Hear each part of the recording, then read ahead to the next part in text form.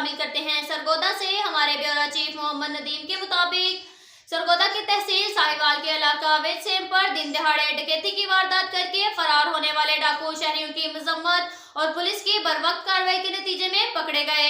तफसीलात के मुताबिक नवाही इलाका चावे वाले का रहायशी मोहम्मद इमरान बलोच घर से बरसता वैजबाजपुर की तरफ जा रहा था कि सेम नाला पर होंडा 125 पर सवार 2 डाकुओं ने इसे गन पॉइंट पर रोक लिया और इससे तकरीबन 2 लाख नकदी छीनकर साहिवाल की तरफ भाग गए।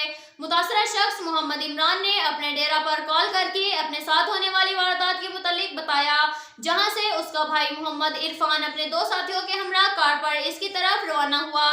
बताई गई अलामात के मुताबिक इन्हें सामने से तेज रफ्तार मोटरसाइकिल आता हुआ नजर आया। करीब से देखने पर मोहम्मद इमरान के बताए हुए हुलिये वाले डकैत मोटरसाइकिल पर सवार थे, जिस पर मोहम्मद इरफान ने गाड़ी की टक्कर से इन्हें गिरा दिया।